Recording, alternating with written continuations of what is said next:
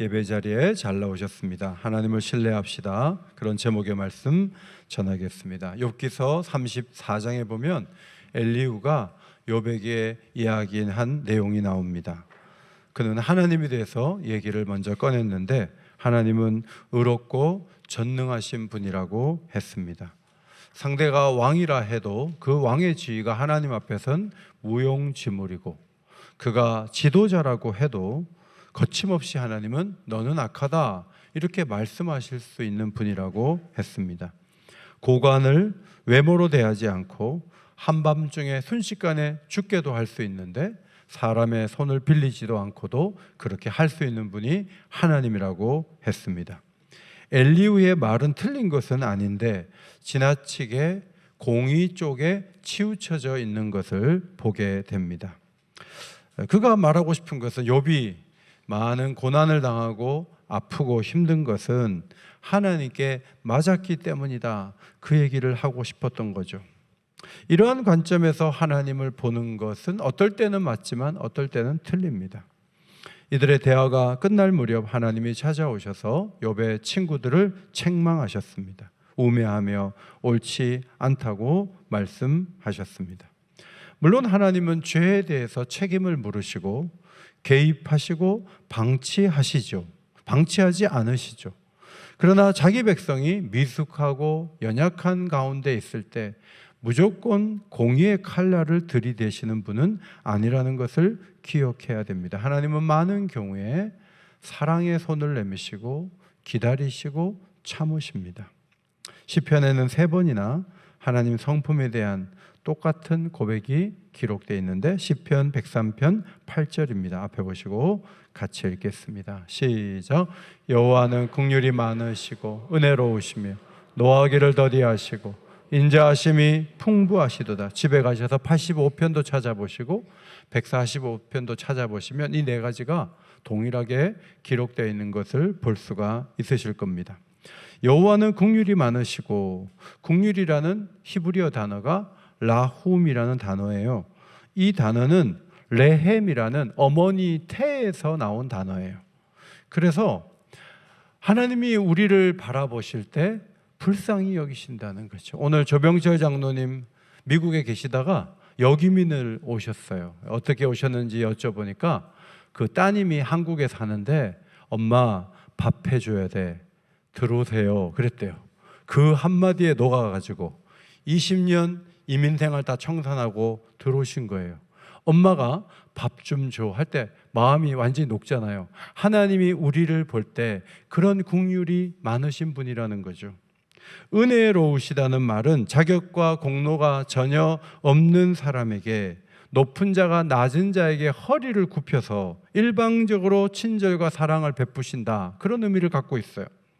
노하기를 더디한다는 히브리 말은요, 하나님의 얼굴에 코가 길다 이렇게 되어 있어요. 하나님의 코가 길어요. 우리는 코가 짧아서 열기가 코 여기서부터 흘러나오면 금방 화를 내요.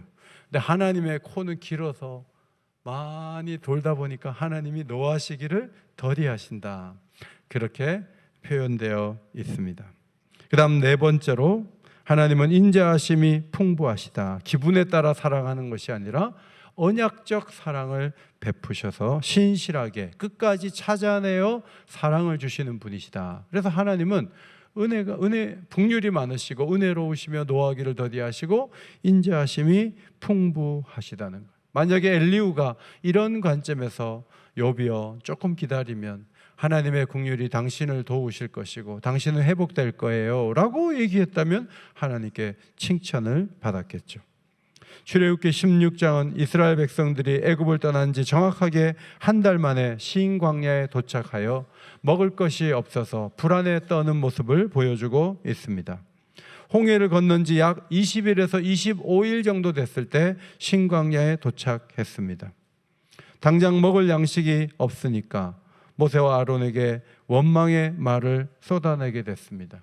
그 앞서서 엘림에서 그들은 쉼을 누렸어요. 70여 종려 나무 밑에서 쉼을 누렸고, 마라의 쓴물을 단물로 만들었고, 그 앞에 가면은 기적처럼 바다를 하나님께서 건너시고 애국 군사들을 심판하신 것이 얼마 전 사건이었는데, 신광야에서 양식이 없다는 문제를 심각하게 생각하며 원망의 말을 쏟아냈습니다. 하나님께서 노하기를 더디하실 뿐만 아니라 하나님의 특징 가운데 하나는 어떤 위기가 다가오는 목전에 이르기까지 하나님이 알려주지 않는다는 사실이에요. 조금 더 일찍 얘기를 해주시면 우리가 편안하게 미래를 맞이할 수 있을 텐데, 내일이면 큰일이 일어나는데 오늘까지 가만히 계시는 분이 하나님이세요. 홍해를 건너기 전에 비하히롯에서 내가 여기다 길을 낼 거야, 애국 군사 들어오다가 다 죽겠지, 3일 전에만 얘기했어도, 말씀하셨어도 이스라엘 백성들은 매장지 운운하며 불안에 떨지 않았을 거예요. 그런데 하나님께서는 희망이 거의 사라지고 무엇인가 결핍돼서 배고플 즈음에 아주 뒷부분에 말씀하시고 일하시는 특징을 보여주고 있는 것이죠. 하나님은 백성들이 모세를 찾아와서 원망을 하고 대안이 있느냐, 지금 양식이 다 떨어졌는데 앞으로 어떻게 할 거냐라고 얘기를 할 때까지도 하나님은 말씀해 주지 않았습니다. 하나님은 불안이 극에 달했을 때 비로소 모세에게 말씀하셨습니다. 하늘에서 양식을 비처럼 내려줄게. 일용할 양식을 날마다 거두어 먹을 수 있도록 해줄게. 오늘 저녁에 메추라기를 떨어뜨려서 고기를 실컷 먹게 해줄 거야. 다음 날에는 아침에 떡으로 배불릴 수 있는 만나를 주시겠다고 약속해 주셨습니다. 저녁에 메추라기를 걷어 먹으면서, 야, 하나님이 대책도 없이 우리를 불러낸 게 아니네. 아침이 되어서 이 가루를 모아가지고 떡을 해 먹으면서 사람들은 여호와의 영광을 보게 될 것이라고 모세가 말했습니다. 저녁이 되자 메추라기가 진에 덮이고 아침에는 이슬이 내린 후에 이슬이 마르자마자 광야 지면에 작고 둥글고 서리 같은 것들이 내렸습니다. 그것을 거두어서 볶아 먹기도 하고 삶아 먹기도 하고 그렇게 할 수가 있었죠. 사람들은 그 내려온 하늘의 양식을 보며 이것이 무엇이냐, What is this? 라고 물었어요. 바로 그것이 만나라는 의미예요. 모세가 말하죠. 여호와께서 너희에게 주어 먹게 하신 양식이라. 한번 읽을까요? 시작. 여호와께서 너희에게 주어 먹게 하신 양식이라. 욥은 10자녀를 잃고 그리고 재산이 다 없어지고 자기의 건강마저 무너졌죠. 어려움이 연이어서 나타나서 너무 힘든 시간을 보내고 있던 때에 친구들마저 와서 네가 죄가 있으니까 이런 일이 일어나지, 안 그러면 어떻게 연이어서 이런 일이 일어날 수 있느냐, 죄가 있다면 회개하면 하나님이 돕지 않겠냐, 막 이런 말을 하면서 마음에 상처를 줬어요. 여러분도 이런저런 어려움이 있지 않습니까? 걸품 안에서 이런 어려움이 없다 할지라도 여러분 집에 여러분이 오랫동안 기도하면서 그렇게 하나님을 기다려왔음에도 불구하고 하나님께서 도무지 일하지 않는 것 때문에 여러분의 마음이 힘들지 않겠습니까? 그런데 성경은 바로 그때 가만히 있으라고 말하죠. 하나님을 기다리라고 말해요. 욥기서를 읽어보면 하나님이 욥이 상실과 아픔을 겪는 모든 것들을 보고 계셨고, 하나님은 그를 회복시킬 모든 전략을 이미 다 세워놓으셨고, 하나님이 일정 기간 참았지만 하나님이 모르시거나 하나님이 외면한 것이 아니라는 것이 욥기서의 가르침이에요. 폭풍 가운데 찾아와 욥에게 하나님이 말씀을 하시고 친구들을 책망하시고 소유를 2배나 주셨어요. 이 모든 일을 통해 여호와는 긍휼이 많으시고 은혜로우시며 노하기를 더디하시고 인자하심이 풍부하시다는 사실을 성경은 드러냅니다. 성도 여러분, 앞날이 예측이 안 되시죠? 문제를 해결할 방안을 마련해야 되지만 직전까지 힘든 상황이 있지 않았습니까? 제 친구도 교회 건축을 100억을 넘게 대출을 받아가지고, 농협에서 대출을 받아가지고 버티는데 헌금이, 교인이 생각보다 적은 거예요. 이제 다음 주면 농협에 건물이 넘어가게 생겼어요. 그런데 하나님이 그때서부터 일하기 시작해서 대출금도 갚고 이자도 갚고 교인들도 많아지고 동기 중에 제일 편안하게 목회를 하는데, 그분은 정말 그 고비를 넘어서는 그 광경을 저희가 옆에서 보면서 야, 저 교회 문 닫겠다, 문 안 닫고 하나님의 은혜로 달려가는 것을 보게 되죠. 성도 여러분, 신강야에서 걱정했던 이들이나 욥이나 그 다음은 답이 없어요. 그때 신앙인으로서 최선의 행동이 뭐예요? 지금까지 하나님이 도우신 걸 생각하면 돼요. 하나님이 홍해를 건너게 하셨고 마라의 쓴물을 단물로 만드셨고 엘림에서 쉬게 하셨는데 신강야에서 굶어 죽이겠는가? 이때까지 행하신 하나님의 능력을 생각해 보면 우리가 지금 당면한 문제라 할지라도 하나님이 일하시지 않겠는가? 이런 믿음을 가지고 입을 다물고 하나님을 기다리고 기도하는 것이 최선이에요. 그런데 이스라엘 백성들은 그렇게 하지 않았어요. 말을 많이 했어요. 지도자 책임져라. 모세가 문제다. 우리를 굶겨 죽이려고 이 광야에 우리를 내몰았느냐라고 소리쳤어요. 그것은 하나님이 원하시는 모습이 절대로 아니에요. 어렵고 힘든 일이 있을 때 하나님은 우리의 믿음을 보시기 위해서 일정한 기간 내버려둬요. 그러나 하나님께서 개입하실 때가 되면 반드시 찾아와서 문을 여시고 길을 여시고 항아리를 채우시고 하나님이 역사하실 줄 믿습니다. 그러므로 시편에서 우리는 이 말씀을 배워야 돼요. 나의 영혼이 잠잠히 하나님만 바라며. 힘들고 어려운데 전화통 붙들고 여기저기 전화하면 안 돼요. 전화통 내려놓고 하나님만 바라보는 거예요. 말수를 줄이는 거예요. 그리고 나의 구원이 하나님에게서 나온다는 사실을 믿고 하나님을 기다리다 보면 하나님이 놀라운 때에 개입해서 하나님만이 하실 수 있는 일들이 우리 가운데 펼쳐질 줄 믿습니다. 이것이 우리가 누리는 축복이에요. 하나님은 지난 한 달 사이에 홍해의 길을 내시고 애국 군사를 수장시키시고 바다를 건너게 하시고 마라의 쓴물을 마시게 하시고 엘림에서 쉬게 하셨어요. 신강야에서 이제 하나님은 메추라기를 저녁에 내리시고 아침에 만나를 내리기 시작했어요. 40년 동안 만나가 내렸어요. 하나님은 자기 백성이 죽어가고 있는데 가만히 두고 방치하는 분이 아니에요. 얼마든지 먹이시고 채워주실 수 있는 분이에요. 저녁에도 주시고 아침에도 주실 수 있는 분이에요. 우리가 자식을 돕는다 할지라도 지난달에 도와줬는데 지난주에도 도와줬는데 오늘 또 도와주기는 힘들어요. 부모라 할지라도 돈이 많아도 그건 어려워요. 그런데 하나님께서 저녁에 메추라기 내리시고 아침에 만나 내리시고 그 다음 날도 만나 내리시고 40일 동안 40년 동안 만나 내리는 것이 하나님께는 어려운 일이 아니었어요. 연이어 어려운 일이 이어져서 아이고 예수를 믿어도 왜 이렇게 어렵냐, 왜 이렇게 일이 안 되냐 하고 한숨을 쉬는 날도 있겠지만 성경을 잘 보면 연이어서 하나님이 복을 주시고 사랑해 주시고 채워주시고 회복시켜 주시는 축복도 있게 될 줄 믿습니다. 그것이 우리에게 축복 아니에요? 자녀들이 결혼을 안 해가지고 기도를 오래 했어요. 어머니는 요양원에 들어있어요. 자녀를 볼 때도 한숨이 나오고 어머니를 볼 때도 마음이 아프고, 근데 조금 있다가 어머니 하나님이 불러주시고 그 다음 주에 우리 딸 결혼하고, 여러분 그 다음에 막 되어지는 일들을 보니까 하나님이 기다렸다는 듯이 이어서 일들을 이루어 주시면서 그 가정에 어렵고 힘든 일들을 해결해 주시는 일들이 있지 않아요? 하나님이 끝까지 그냥 우리를 버려두시고 외면하시고 기도를 거절하시는 분이에요? 그렇지 않아요.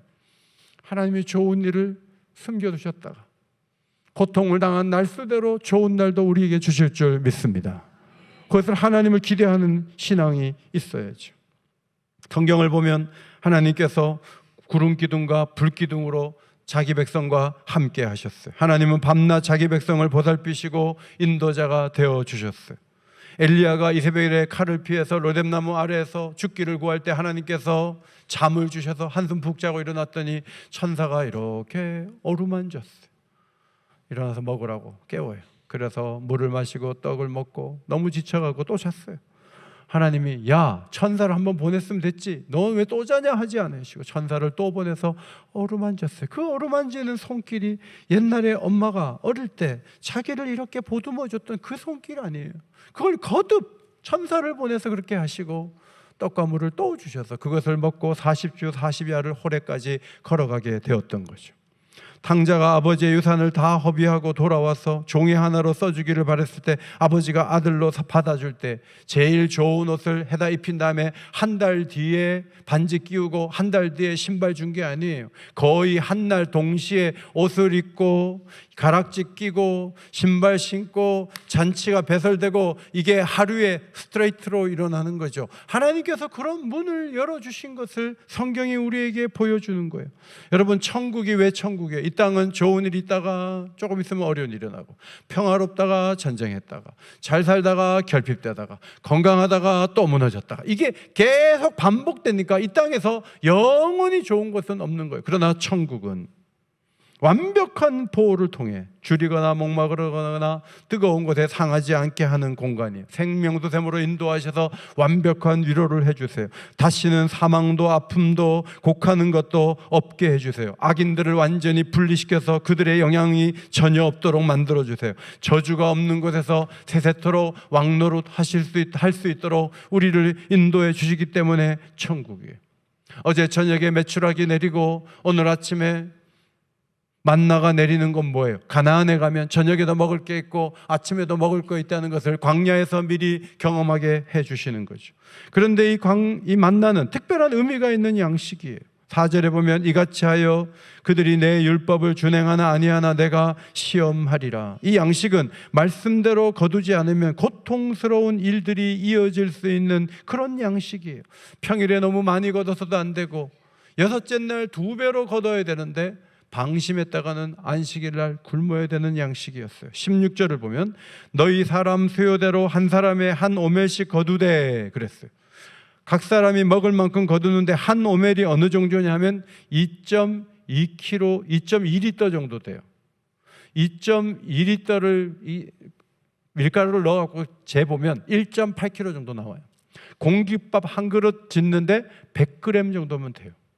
그러면 18그릇 정도를 먹을 수 있는 양을 거두어 먹게 하신 거예요. 여기까지 하나님이 하시고 남기면 벌레가 나거나 냄새가 나도록 하나님이 이렇게 설계를 하셔서 이 양식을 통해 일하셨어요.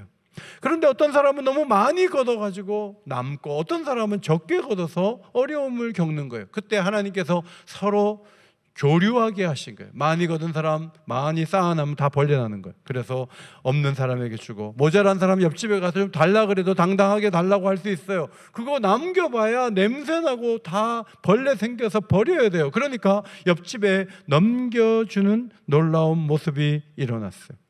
이러한 광야 생활의 평균케 하는 원리를 따라 예루살렘 교회가 자신들의 재산과 자신들의 물품들 이런 것들을 서로 나누는 일에 열심을 냈죠. 그러한 모습은 광야 만나를 먹는 평균케 하는 하나님의 원리를 교회가 실천한 모습이라고 볼 수 있어요. 그 일은 자원하는 분위기에서 진행이 됐어요. 사람들은 교회 이런 모습에 감동을 받아갖고 엄청나게 날마다 교회에 밀려왔어요. 교회 성도들이 헌금을 많이 해갖고 전세금이 500만 원이 부족합니까? 우리 교회가 대드릴게요. 우리가 당신들의 어렵고 힘든 일들을 우리는 도울 수 있습니다 라고 한다면 여러분, 가난하고 어려운 이웃들이 얼마나 교회에 많이 오겠어요. 약 25년 후에 예루살렘 교회가 기근으로 인해 어려움을 당했어요. 바울은 이방 교회 가운데 편지를 보내서 복음을 준 교회에 우리가 좀 도움을 주자 제안을 하죠. 그런데 교회들이 시작은 해놓고 잘 드리지 않고 이 일에 뒤설 때 고린도 교회에 편지를 보냈어요. 우리가 이렇게 어려운 교회를 돕는 이유는 광야에서 평균케 하는 하나님의 원리를 따른 것이다. 바울이 그렇게 적었어요. 고린도후서 8장 15절 앞에 보시고 같이 읽습니다. 시작. 기록된 것 같이 많이 거둔 자도 남지 아니하여 적게 거둔 자도 모자라지 아니하였느니라. 이 정신에 따라 어려운 교회를 돕자는 거예요. 하나님 나라의 경제 원리를 공동체적으로 실천했던 역사적 사례들이 많아요. 로마 제국이 기독교를 공인했을 때 세속화되는 교회를 보며 광야로 나간 수도사들이 있어요. 이들 가운데 파코미우스 공동체가 있었습니다. 이집트에서 시작된 이 수도원은 사적 소유를 다 모으고 노동의 결과들을 다 모아서 가난한 사람들을 구제한 수도원이었어요. 베네딕트 수도에는 기도하고 일하라는 원칙 아래 수도원 내의 모든 물품을 공동 소유했어요. 종교개혁 당시에 성경을 문자적으로 실천하려고 했던 공동체 가운데 후터라이트라는 공동체가 있어요. 이 단체는 북미 지역에 아직도 있는데 이들은 물품 공유를 자신의 신앙의 핵심으로 삼았어요. 모든 경제적 자원을 공동으로 관리하는 것이죠. 진젠도르프 백작의 영지에서 시작된 모라비안 공동체는 헤른후트라는 마을을 세웠어요. 이 마을은 교파를 초월해서 모여서 공동 노동과 공동 분배를 실천했습니다. 거기서 남는 돈을 가지고 이들은 선교사를 열심히 보냈어요. 오늘날도 이런 나눔을 실천하는 공동체들이 있어요. 브루더호프, 1920년대 독일에서 에버하르트 아놀드에서 시작된 공동체예요. 이들은 교육과 복지, 제조 사업도 공동으로 운영하는 공동체예요. 라블이라는 공동체를 들어보셨죠? 프란시스 셰이퍼가 지적 탐구와 더불어 삶의 모든 영역을 공유하고 찾아오는 이들을 환대하는 거예요. 도와주는 거예요. 우리 교회 선교관 하루 주무시는데 10,000원이에요. 선교사들이 사실 들어오면 갈 곳이 별로 없어요. 하나님이 도와주시면 이런 걸 한 10개 정도 교회가 만들어가지고 10,000원은 그분들의 자존감을 위한 거예요. 그래서 오는 이들을 환대할 수 있는 공동체가 되는 것은 얼마나 아름다운 일이겠습니까? 강원도 태백에 예수원이 세워져 있죠. 성공회 신부께서 이것을 만들어서 성경적 토지 정의와 나눔을 실천해 오고 있습니다. 여러분은 어떤 이런 공동체에 대해서 어떻게 생각하세요? 우리 교회도 이렇게 완전히 되어야 된다고 생각해요. 제가 이걸 강조하고 앞으로 이쪽으로 가자 그러면 우리 교인들의 3분의 2는 교회를 떠날 거예요. 아니 나는 그렇게까지 바치면서 하고 싶지 않아. 아니 그렇게까지 하라는 법이 어디 있어. 자기 소유가 분명한 사람들은 교회를 떠나겠죠. 저는 여러분에게 이런 공동체를 만들자고 말씀드리는 게 아니에요. 광야 생활과 천국은 균등한 생활을 하고 있다는 걸 염두에 두고 교회 생활을 하자는 거예요. 많이 거둔 자는 남기면 냄새나요. 없는 자를 도와주는 게 가장 좋은 길이에요.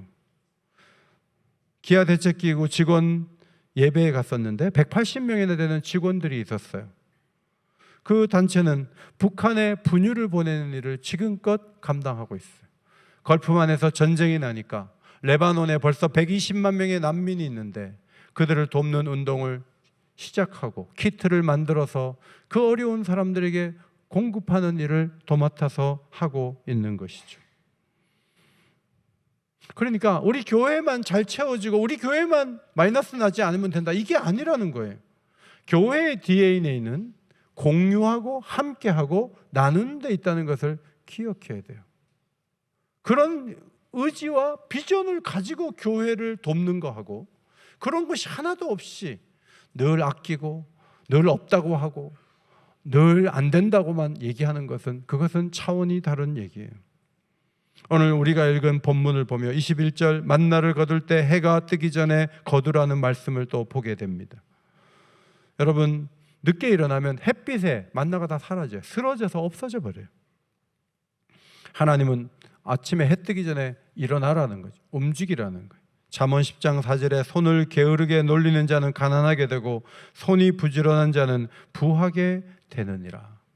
한국 교회가 그래도 세계적으로 주목을 받고 특별히 기도하는 이 부분에 있어서 세계 교회는 한국 교회를 연구해요. 제 딸이 다니는 미국인 교회도 제가 한번 주일 설교하고 왔는데 한국 교회를 연구해야 되는데 옥인 교회 금요 기도의 영상 좀 보자. 그래서 그거 편집해가지고 돌려보는 거예요. 어떻게 우리는 기도해야 되는가? 금요 기도도 귀하지만 여러분 제가 보기에는 해 뜨기 전에 일어나서 새벽 기도의 전통을 이어가는 건 매우 중요해요. 저는 사실 6시에 예배를 드리면 좋겠어요. 새벽 기도 6시. 5시 반 하니까 제 아내는 또 빨리 가야 된다 그래서 4시 반에 일어나야 돼요. 그래가지고 교회에 와서 이제 새벽 기도를 준비하는데 제 마음속에 30분만 더 자면 너무 좋겠다 이런 생각이 들어요. 제가 오늘 아침에 5시 10분에 일어났는데 얼마나 피곤한지 몰라요.